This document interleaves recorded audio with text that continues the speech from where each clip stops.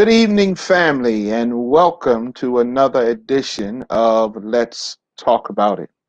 I am so happy that you have taken the time this evening to join me as we talk about some issues of what's going on in and around our community.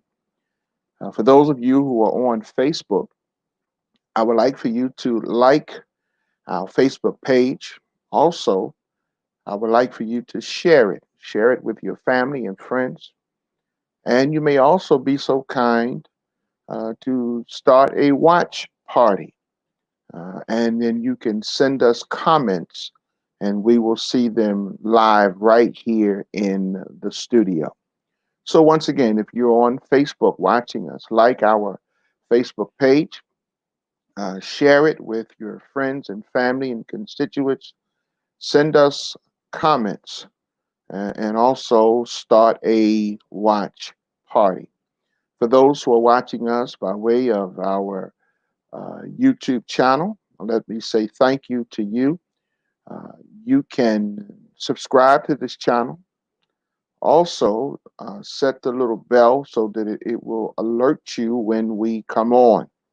As you know, we do things throughout the week, and whenever there is something important that comes up and we are on location, we are there trying to bring you valuable information.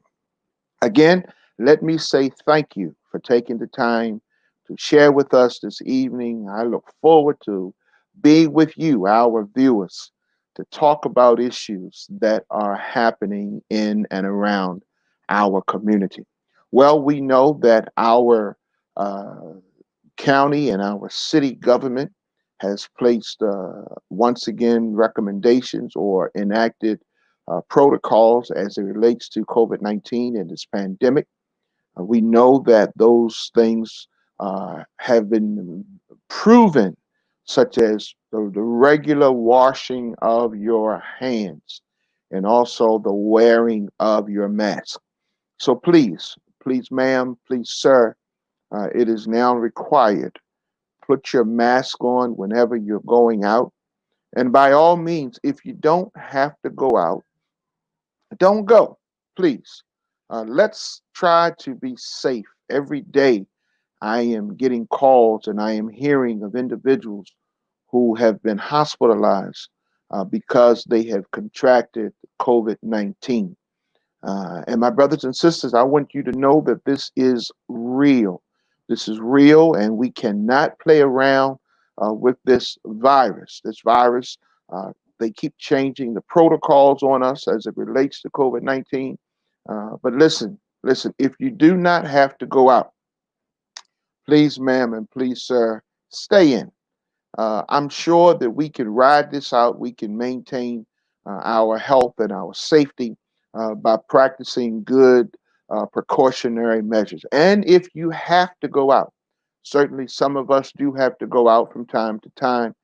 You may need to go to the doctors. You may need to go to the supermarket. You may need to go to the drugstore. But wherever you need to go, make sure that you, number one, that you put on your mask. And number two, uh, when you get where you're going, when you come in, wash your hands. And then if you have the opportunity, uh, wear rubber gloves to help with touching surfaces, because we know that this virus can live for hours and in some cases days on certain surfaces. And so please let us make sure that we do what is necessary to keep us safe. Listen, I don't want to get a phone call that you have been hospitalized because you have contracted the virus. And by all means, let's avoid let's avoid large gatherings, even if it's family. We listen. We don't need to be at the party. We don't need to be at the social. We don't need to be gathering at the pool and cookouts and all of that. There is a pandemic going on. Yes, it is. And you can look at the news and you can see what the statistics are right now. Number of folks that have lost their lives. Over 142,000 people have lost their lives in the last several months to this virus. And so, listen, uh, uh, states like California and Florida and Texas have seen a spike in the hospitals filled to capacity. In fact, the morgue is bringing in refrigerated um, trucks because the bodies are just piling up. Listen, this thing is real. And regardless of what some people have said, those who have the ear or have the microphone, you know who I'm talking about, that are saying it's not necessary, but yet they're saying we don't need all of this testing, we don't need all of this contact tracing, when yet it has been reported that they are getting tested several times a day. Yes, for someone to say it's not needed and not necessary, then if it's not needed and not necessary, why are you getting tested several times a day? Why? Please, please, ma'am, and please, sir, please take the necessary precautions. Heed the warnings and the instructions of the CDC.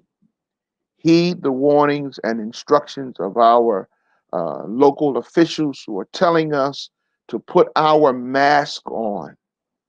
And in many cases, they're even encouraging for you to wear protective eye wear because the droplets can get in your eye. Listen, there is so much that we are getting information day after day after day about this pandemic, and we have to guard ourselves, especially those of us who are in the African American community and Latino community. Listen, listen, we are disproportionately affected by this. And I know. I know many say, well, I have to do this, I have to go to work. We understand. If you have to go to work, you have to go to work. We know that you have to protect and take care of your family. We know that. All we're saying is take the necessary precautions to protect yourself and to protect your family. And let me just give an applause to our workers, our frontline workers, our hospital workers, our nurses, those persons who have to be there, those doctors, and those persons who have to provide services. They don't have the ability to stay home. They have to go to work. People need them. And let me applaud you, those persons who have to drive the mass transit vehicles, those persons who have to make sure that the work gets done. Listen, we applaud you and we say thank you for taking the risk, because that's what you're doing. You're actually taking a risk. And we say thank you for taking a risk and being a part of the solution and the aid in helping other people get what they need. We thank you. And we want you to know that we are praying for you constantly, day in, day out. We're praying for you. And so keep up the good work. Take care of yourselves and make sure that you do what is necessary. I also encourage you at any time that we can be of service to you or we can provide information to you or to kind of just give you what's going on or some good practical do's and don'ts. Listen, email us. Email us. We are available. You can email us at our email address is yes, let's talk about it, the number one at gmail.com. Once again, that's yes, let's talk about it, the number one at gmail.com. And you can contact us, and we'll be happy to provide the information for you to help you deal and navigate your way through what's going on. Also, let me also encourage you, if you have not registered to vote, you want to do that ASAP. You want to do that immediately. As you know, this upcoming election is going to be a major challenge for us. And let me just put this out there. Don't be concerned and don't pay attention to the hype about the polls. We know the polls are saying that Biden, in some cases, is in double digit lead over number 45. But listen, we know that even in the last election, the polls were wrong. The polls were wrong. And so we're saying don't believe the hype. Don't pay attention to the polls. And what they're trying to do is to give individuals the false sense of security to say that you don't have to go vote because Biden has such a lead. Don't pay attention to the polls. We need to exercise our right to vote. And so if you do not have a voter's registration. If you have not registered to vote, then certainly you can go to usa.gov and you can register to vote right online. You don't even have to go out of your home. You can do it on your tablet, your iPhone, your iPad, your smartphone, your Android phone, your computer, whatever, you can register to vote right online. And so, in order to be able to vote in the upcoming general election that will take place on November the 3rd, the general election, you need to have registered prior to October the 19th, which is the deadline or the last day that you can register to be eligible to vote. And I say to you, don't wait till the last minute. Don't do it. Don't do it. Go and get registered to vote. Register to vote. Register to vote. Get your family, get your friends to register to vote. We need to exercise our right. Listen, our foreparents, they sacrificed. They sacrificed being brutalized, being ostracized, criticized. Some of them uh, had unconscionable things done to them for us to be able to have the right to vote.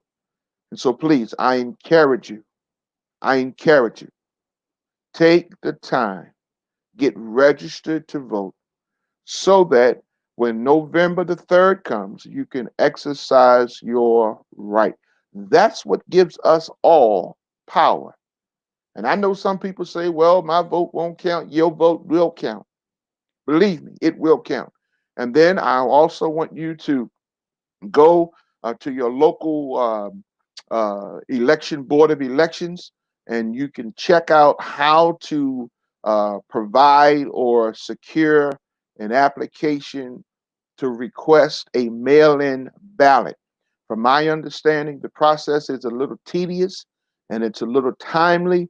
So please don't wait. Go and check out that site so that you can get registered to vote by mail. Listen, I don't want to be in the line. I'm going to tell you right now, I don't want to be in the line. We have seen what happened for the primary and all of the people in line and the hours and the problems that it posed. Listen, we can we can mitigate some of that if we do what is necessary in advance. So if you want to avoid the lines, such as I do, then you have to do the process to get a mail in ballot sent to you. And certainly, I am going to go through that process hopefully by the weekend. Because listen, I don't want to be in line. I don't want my family to be in line because it's just not safe. It's not safe. And so, again, do what is necessary to protect yourself and to protect your family.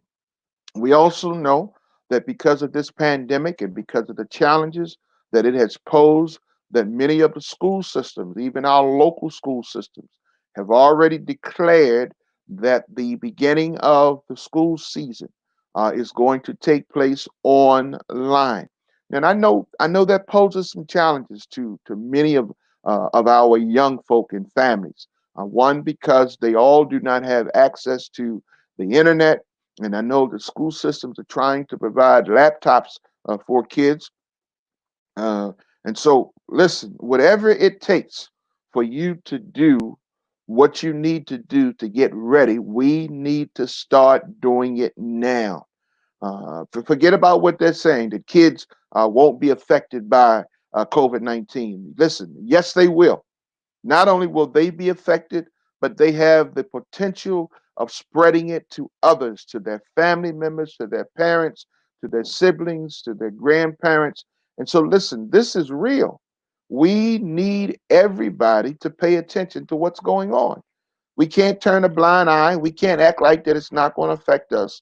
But listen, it will affect us. We need to exercise our right to do the right thing. We need to do it. Start practicing with your children on wearing the mask. I know it's uncomfortable. I know it's challenging. I know it's difficult for them to just do it right off the bat. But listen, if we start practicing with them, then they will get the habit of it because not only is it for their safety, but it's for your safety as well. So we know it's happening. We got to get ready. We've got to do what it takes so that we can be safe. Now, that being said, let me again thank those persons who were in attendance at the town hall meeting that we had just a few weeks ago. We're still getting good feedback and positive responses from the town hall. And as we announced, we will be doing a town hall two that will take place on August the 3rd, Monday, August the 3rd, at 7 p.m. And so please, you want to register early. You want to register early for that town hall. Our moderator has already been confirmed, and I'm sure once you find out who it is, you're going to be excited about that. A very renowned individual, um, and we are happy that we were able to secure him to be our moderator. And we've also started getting Our panelists have already started to confirm, just so that you will know, we sent communications um, to Anne Arundel County, to Prince George's County, and also to Howard County, to their chiefs of police, and also to their state's attorney's office. Some of them have replied back to us. Some of them we have not yet heard from. And we do understand that there is some changing of the guards in a couple of those locations. And certainly we're hoping that those executives will reach out to us and appoint a person that can step up to the plate. But we're getting ready. Listen, police reform is real.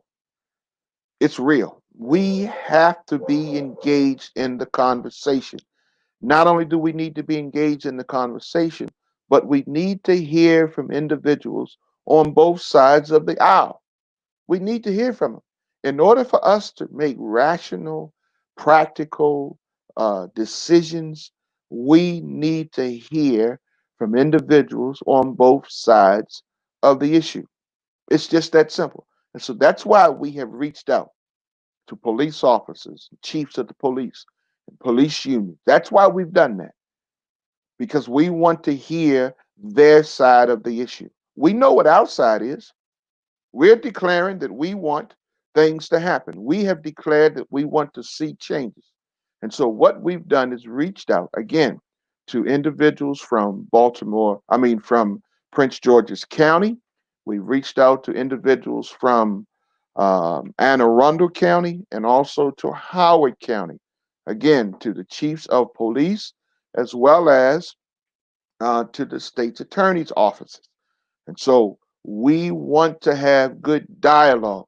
On our first town hall, we had individuals from Baltimore City, retired persons. We had individuals from Baltimore County, and we had a wonderful town hall. We had good conversation. We had great discussion. There was good information that came out of that town hall, and we are happy. And so we are still, still trying to have the conversation. We're still trying to deal with those issues that affect police reform. And so we are grateful for those of you who have stepped up to the plate. We're grateful for those of you who have gotten involved, and even those who have participated in some of the events that have happened in and around the city and the county. We have already met and started dialogue with the teen group from PG County. We were in a meeting with them on just the other day, partnering with them. They have already been engaged in some things. And so, listen, we are gearing up. We are gearing up for major discussion so that we can listen and hear from everybody. If we are going to be able to make rational decisions, if we're going to be able to do the things that are right for our communities, we have to have good information. And we need to listen and hear from both sides of the aisle. And so, again, I encourage you, go ahead and get registered. Don't wait till the last minute, because what's going to happen is once the webinar room has filled up, it will not allow you to register. So you can get the registration information from our Facebook page, or you can email us and we can send you the direct link that you don't have to go through anything. All you do is click that link and it will take you directly to the registration page. So once again, if you need information about it, you can email us at yes, let's talk about it one at gmail.com. Once again, that's yes, let's talk about it, the number one at gmail.com. Or if you are on our Facebook page, on our page, there is a link that you can click on and it will directly take you to the registration page. We got a great panel that's lined up for this town hall, too. I am excited about it because we're going to have another great discussion. And so we're going to talk about in a little bit. We're going to talk about the upcoming the bill that was introduced by Baltimore County uh, Councilman Julius Jones, bill number 73-20, that is in dealing with police reform. He has already introduced the bill. It has some things in it that he believes will be helpful. I know it's coming up for discussion in the county on the county agenda. And so we're going to talk about that. I trust that you have, especially for those who are in Baltimore County, I trust that you have pulled the bill up or downloaded it or printed it out and begin to read it and are planning to participate or to be a part of that discussion that the Baltimore County Council will have as it relates to that bill. It is important information in there. We have seen around this nation, we have seen what has happened to individuals when those who are in authority have abused the privilege. And we understand that it's not everybody. We understand that, as I've said before, all police officers are not bad. We understand that. Just as I said in my opening statement at the first town hall, we've heard the argument that it's just a few bad apples. And so what I'm saying is this: any farmer that has an orchard of apple trees and finds that that apple tree is producing rotten fruit, and that farmer does not take the precautions to deal with that tree, and it could be something as simple as adding some type of nutritional value to the roots of that tree, or it may need to be pruned, or in some cases, worst case scenario, that tree may need to be cut down and destroyed. But if the tree is left unattended, listen to me, if that apple tree in the apple orchard is left unattended, it stands a chance of ruining the entire orchard. The trees beside it, the trees behind it, the trees in front of it will become susceptible to the bad fruit that falls off of this one tree.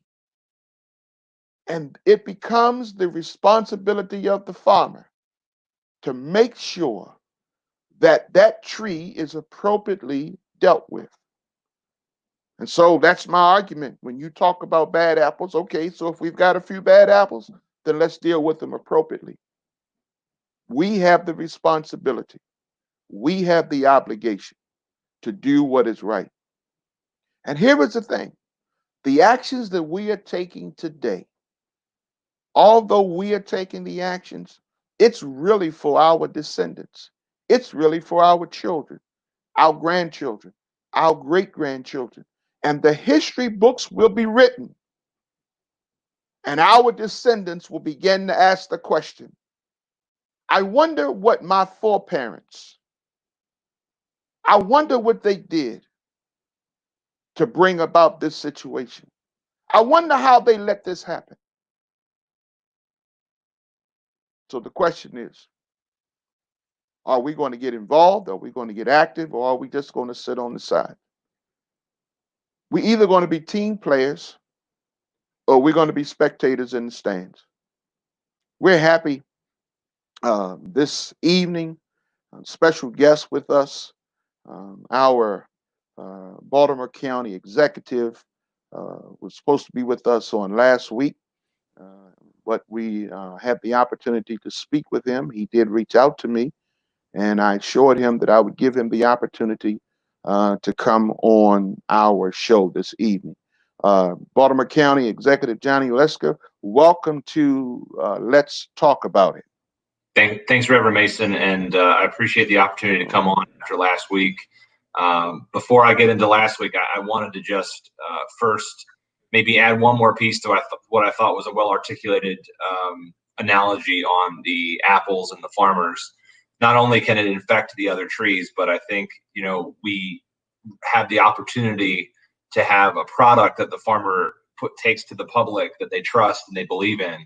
And, you can have a few bad apples in an entire orchard, have the public believe that that's how they all are. So all the more reason that we should be paying attention to those apples and the needs, whether it is some nutrition or pruning, or, as you said, in the worst case scenarios, taking those trees down.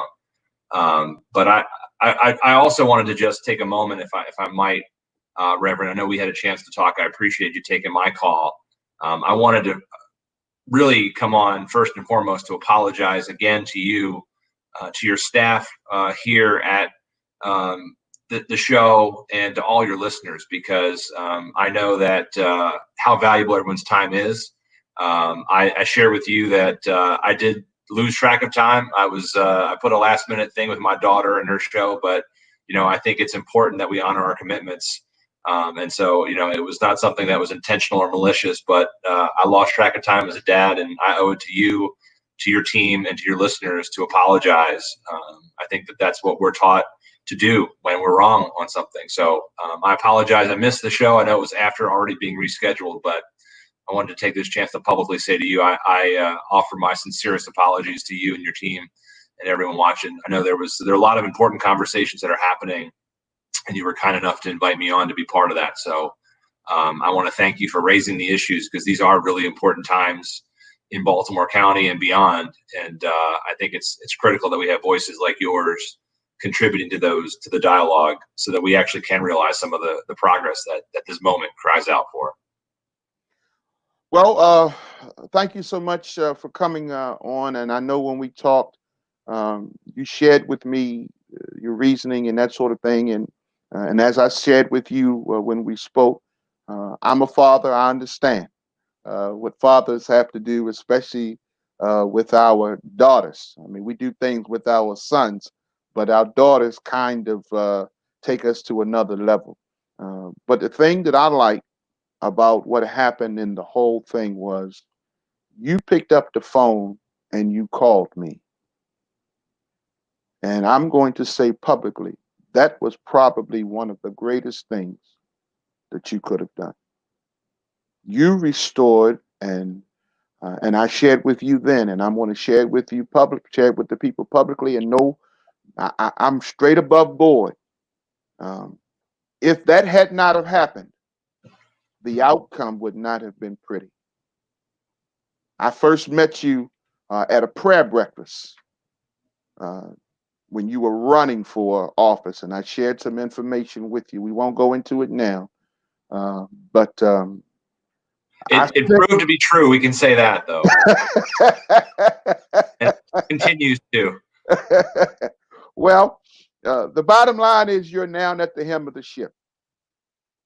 You are at the position that you sought after. And the position that you're in is at a pivotal point where you're going to have to make some tough decisions. And all of the decisions that you make will not be liked by everybody. Some of them I may not even like. But you're going to have to make some tough decisions. And you're going to have to make the decisions based on the people and the constituents that you serve. Yeah.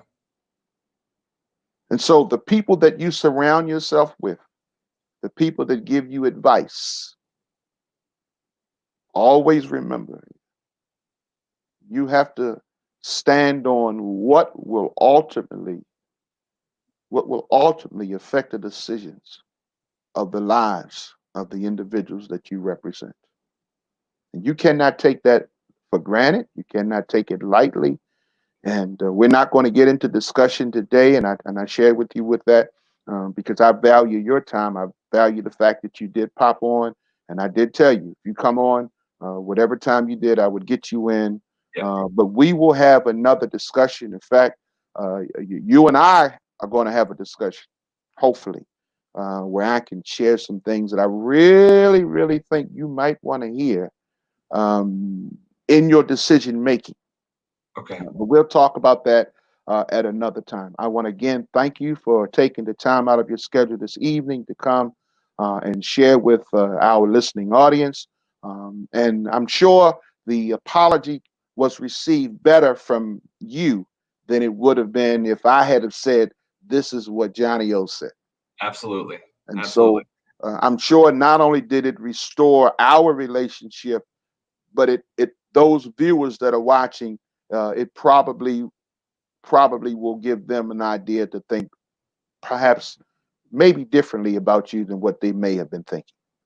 Well, I appreciate the opportunity, and much like you, Reverend, I appreciate the opportunity to restore and strengthen and grow relationships. I think it's the one thing we have in this life, and I think it's what will sustain us through these hard times. So I appreciate your willingness to offer that grace and that forgiveness to me. I hope that I can earn that from again your team and those watching, because we do have really important work ahead. And so I value the opportunity to reset and be in a place where we can communicate and partner on this work that's in front of us.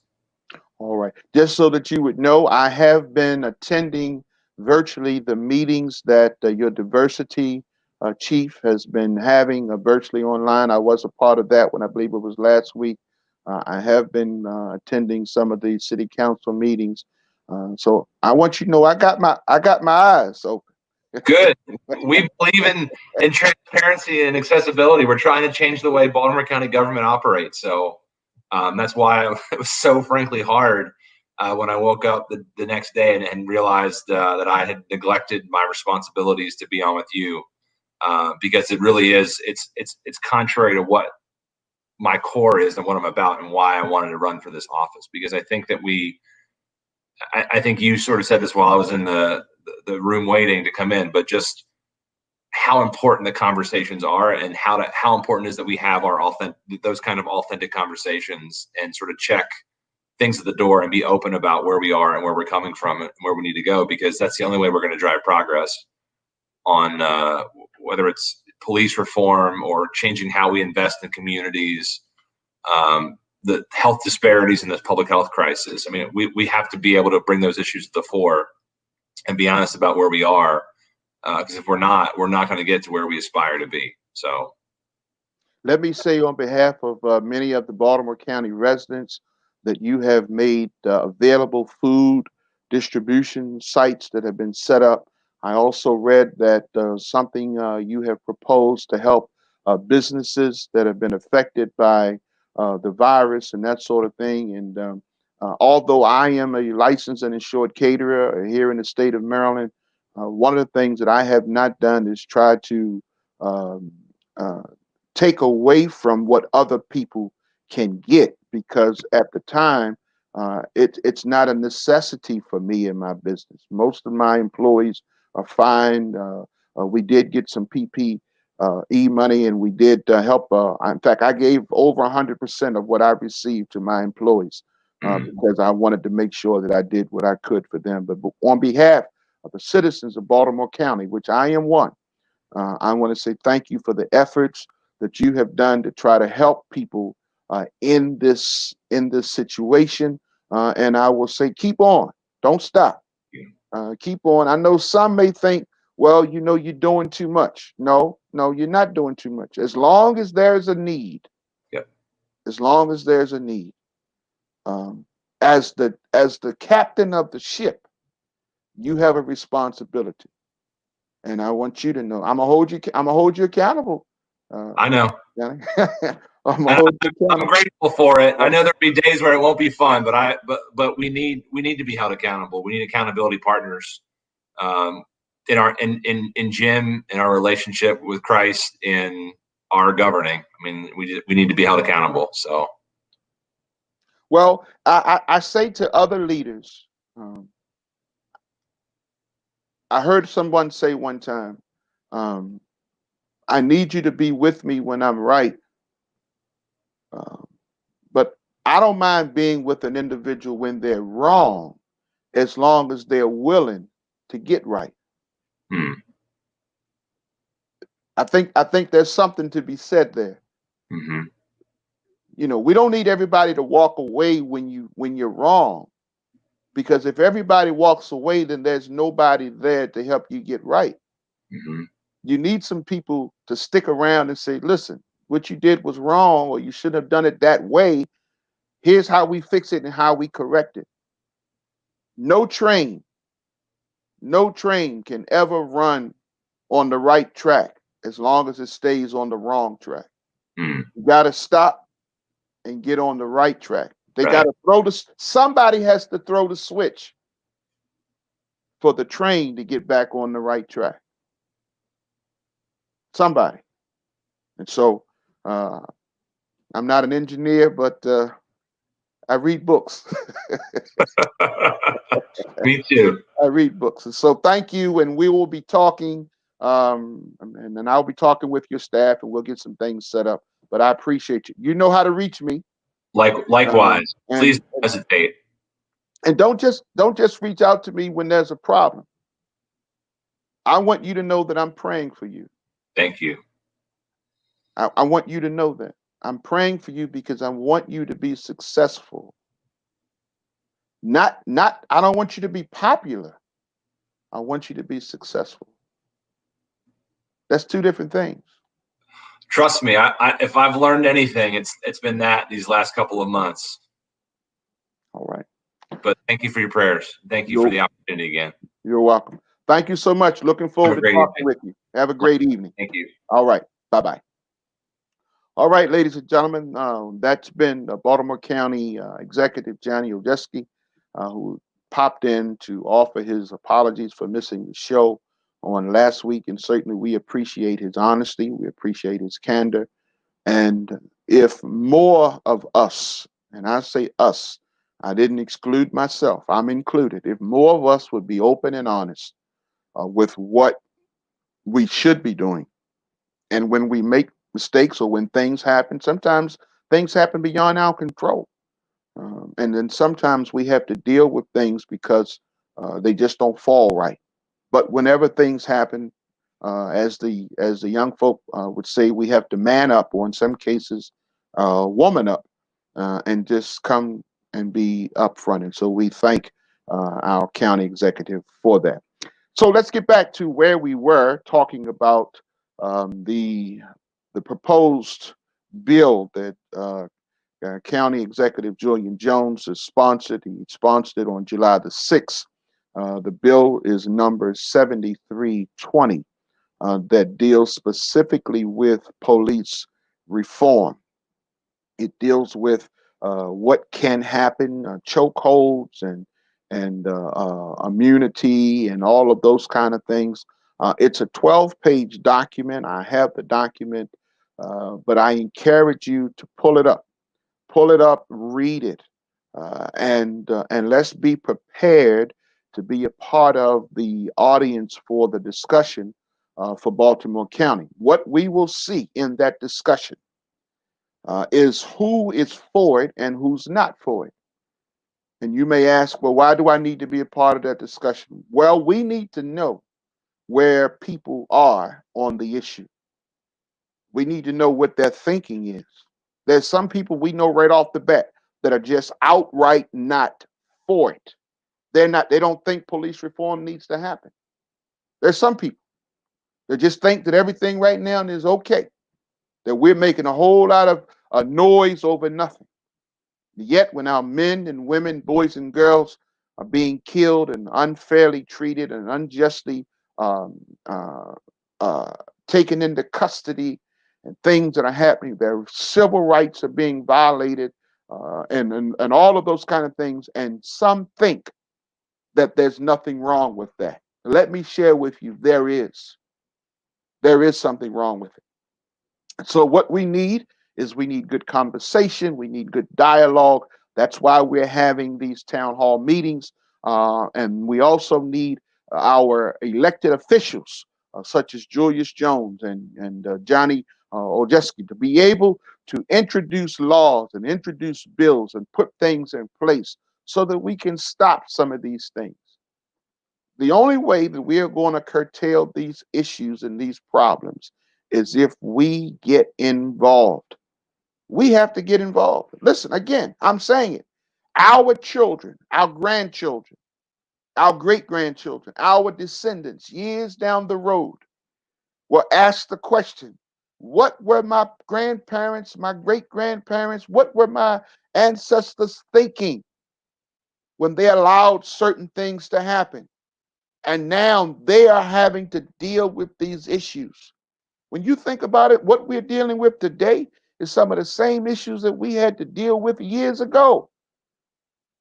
Our grandparents, our great grandparents had to fight these issues: segregation, unjust fair acts taken against them, lynchings, murders, beatings, burns, houses being set on fire.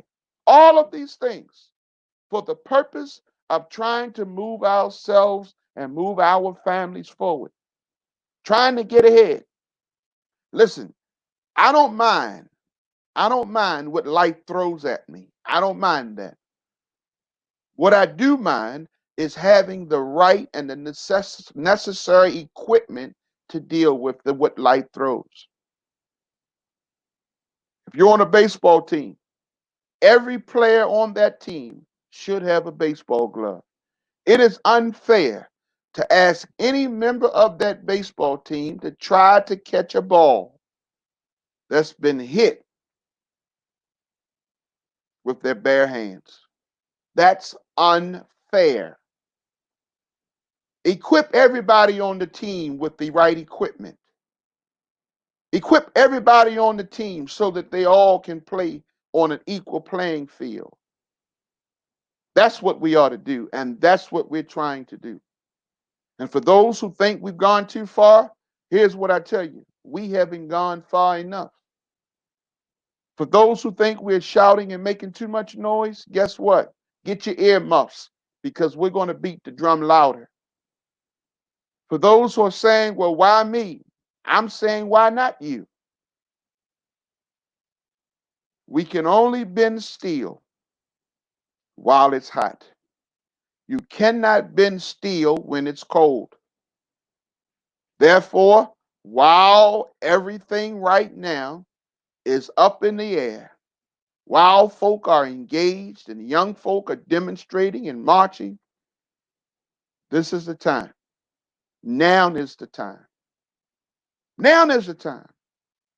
And I believe it was Dr. King who said, if a man hasn't discovered something he's willing to die for, he ain't fit to live. Here's my question: what will it take for you to get involved? What will it take for you to get active? What will it take for you to participate? No, everybody can't march. Everybody can't demonstrate. But all of us can do something. I'm glad you tuned in. Let me share with you an upcoming event. On this coming Saturday, there's going to be a peaceful rally that's going to take place in the Woodlawn area of Baltimore County, uh, July the 25th at 4 p.m. through 7 p.m. There's going to be a march. They're going to leave from Powhatan Elementary School. The information is there on the flyer, and they're going to march approximately 2 miles to Gwen Oak Park. I plan to be there. I plan to be supportive. Here is what I've learned. We can all have successful events if we all can get participation from other people. Yes, I said participation. We have to have participation. Now, at this rally, we are asking, and they are asking, that you wear your mask. In fact, it's mandatory. It's going to be mandatory that everybody wear a mask. From my understanding, there's supposed to be sororities and fraternities that's supposed to be a part. There's supposed to be persons from the NAACP chapter supposed to be a part. There's supposed to be youth groups that's supposed to be a part. Listen, here is the question: will you be a part? Put your mask on. Put your glasses on. Put your gloves on. Come on out and participate. Maintain physical distancing. Physical distancing, at least 6 feet apart. Let's demonstrate. Let's be peaceful. Let's let our voices be heard. And let's let folk know that we are concerned. We've had enough of the injustice being imparted upon our people. We've had enough. And so now we're standing up. No longer are we going to bend over and allow folk to ride our backs. No longer are we going to keep silent while folk do things to us. No longer. No longer. We've had enough. We are requiring and demanding change. That's what we're requiring and demanding.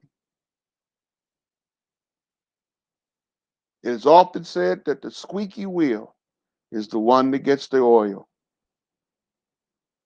We want change. We want reform. We want lives being considered. We want property to be valued. All we want is to be given the opportunity on an equal playing field. Equal. Equal. Equal. That's what we want. We want an equal playing field. And so I encourage you, if you're able to participate, it's not my event, but I plan to be there to support somebody else's event.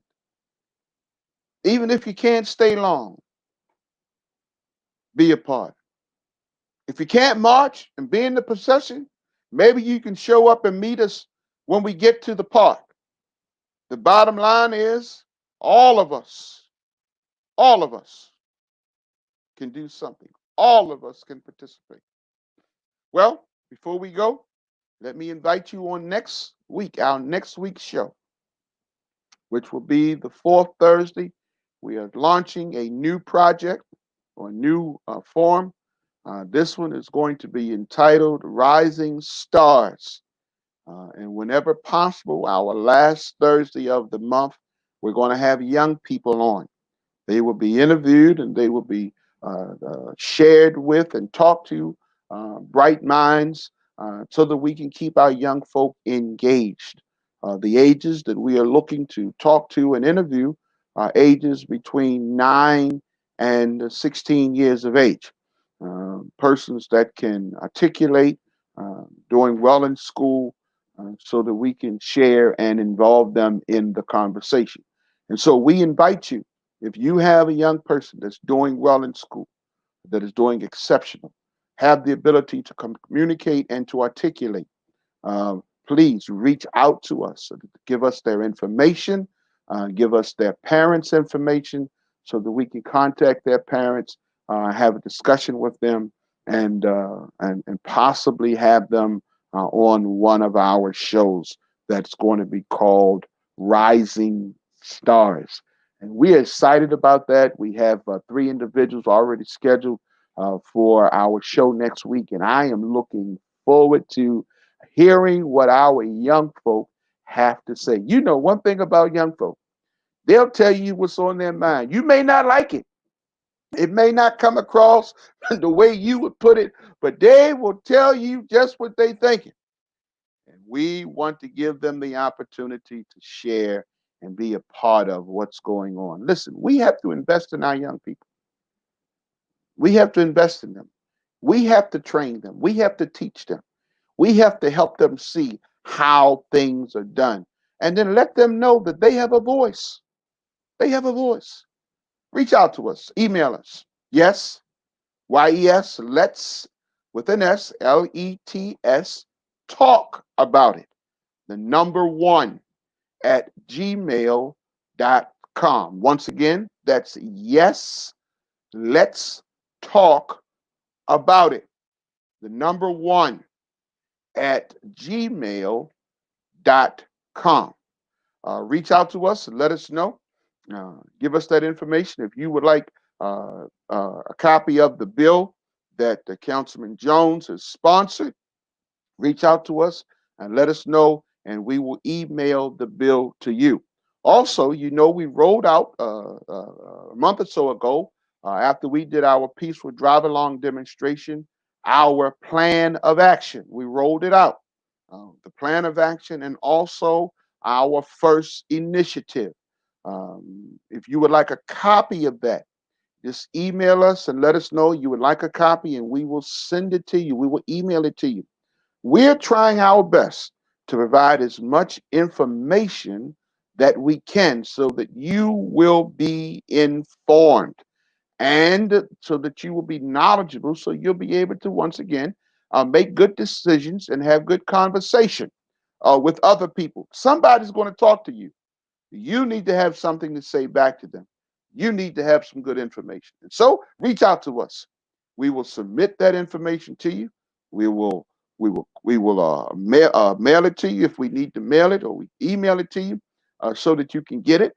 That plan of action encompasses 5 components. Those components are galvanized. That's what we are currently doing.